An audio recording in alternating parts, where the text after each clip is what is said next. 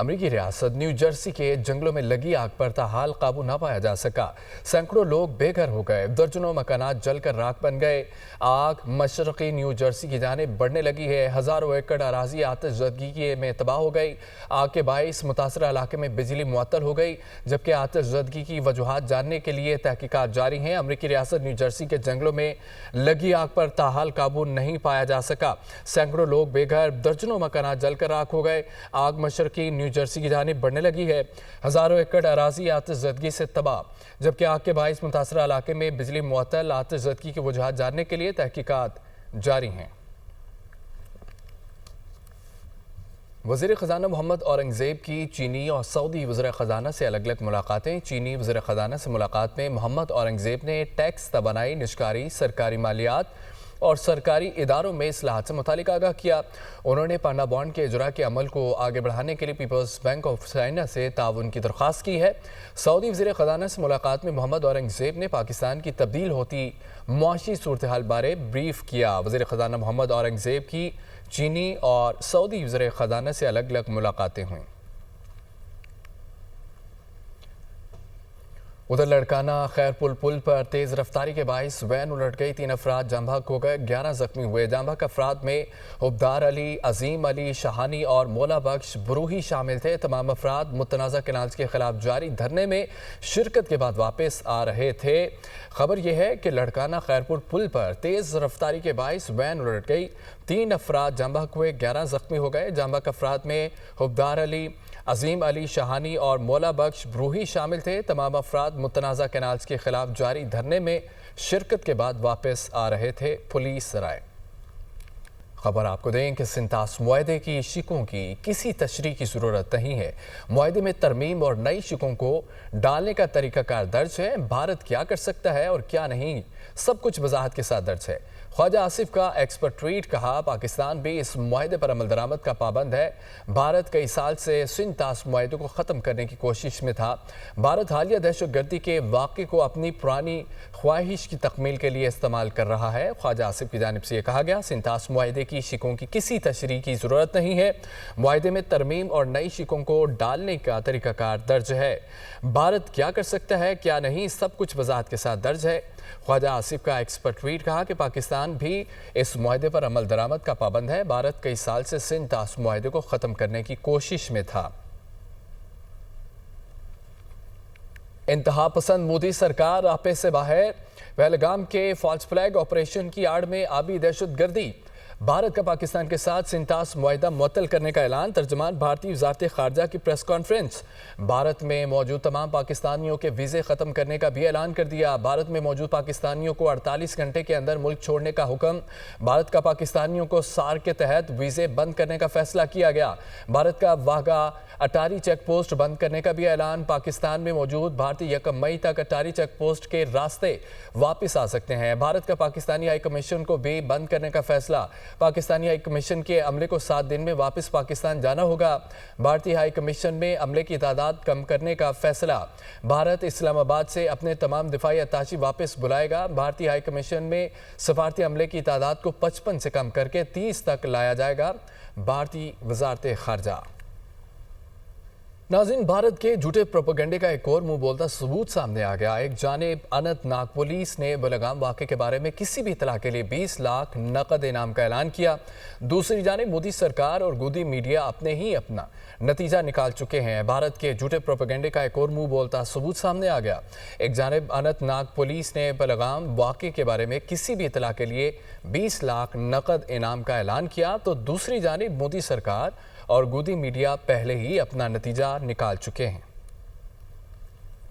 بھارت کی جانب سے پہلگام فالس فلیگ آپریشن کی آڑ میں پاکستان سے سفارتی تعلقات محدود کرنے کے اقدام سے بہت سے سوالات کو جنم دے دیا ہے۔ کیا بھارت کی جانب سے بغیر کسی تحقیقات کے پاکستان پر الزام لگانا ذمہ دارانہ اقدام ہے؟ بھارتی رویہ پاکستان کے اس موقف کی تصدیق کرتا ہے کہ اس ساری سرگرمی کے پہلے سے منصوبہ بندی کی گئی تھی۔ جھوٹی سرگرمی بنیادی طور پر بھارت کی جانب سے سنتاس معاہدے سے فرار اختیار کرنے کی سازش تھی۔ IWT کی دفعات کے مطابق کوئی بھی ملک یک طرفہ طور پر معاہدے کی حیثیت کو تبدیل نہیں کر سکتا۔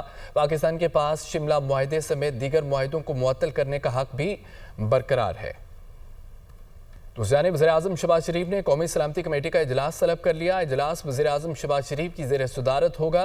इजलास में आला सिविल और अस्करी क़यादत शिरकत करेगी। वज़ीर दिफ़ा ख्वाजा आसिफ ये कहते हैं कि इजलास में भारतीय इक़दाम के जवाब का फैसला किया जाएगा। वज़ीर-ए-आज़म शहबाज शरीफ ने कौमी सलामती कमेटी का इजलास तलब कर लिया। इजलास वज़ीर-ए-आज़म शहबाज शरीफ की ज़ेर सदारत होगा।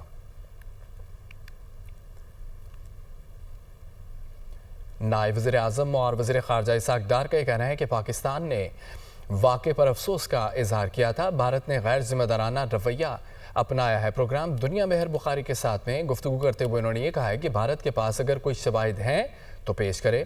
कौमी सलामती कमेटी के इजलास में अहम फैसले किए जाएंगे। जो भारत करेगा वैसा ही जवाब देंगे। किसी को पाकिस्तान की तरफ मैली आंख से देखने की जुर्रत नहीं होनी चाहिए। पाकिस्तान दुनिया में अमन चाहता है। बहुत ही गैर जिम्मेदाराना उन्होंने 8 अनाउंसमेंट्स की हैं।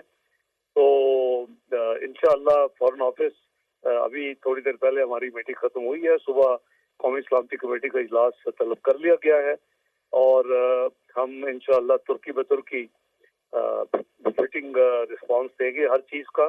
अभी आप देख ही रहे हैं कि सारी दुनिया हमारी तरफ रुजू करती है, हम भी उनकी तरफ करते हैं। तो कौमी सलामती जो है इसकी नेशनल सिक्योरिटी कमेटी इसके फैसले होंगे। वो उसके बाद आपको एज पाकिस्तानी इंशाअल्लाह बिल्कुल आप मुतमईन हो। एक चीज़ मैं आपको ये वाजे कर दूं कि जो उन्होंने एक्शन लिए हैं वो नॉन किनेटिक हैं और उनका जवाब अकॉर्डिंगली दिया जाएगा और वो उतना ही दिया जाएगा जितना वो, क्योंकि हम ये नहीं चाहते। एक हमने रिसेंटली कुछ मल्टीलैटरल वॉर्स देखी हैं तो हम जवाब कम नहीं देंगे, लेकिन उससे मेजर जवाब होगा और मेजर एक्शन होगा। जो जितना वो करेंगे उतना हम भी करेंगे। नंबर 1, अगर अपना ये नॉन किनेटिक जो है उन्होंने आज अनाउंस किया, अगर दूसरा का जो किनेटिक आप फरमा रही हैं, खुदा न खास्ता अगर इंडिया ने कहा तो उसकी भी भरपूर हमारी बहादुर मुसल्लह फौज जो है वो तैयारी है। और हम एक न्यूक्लियर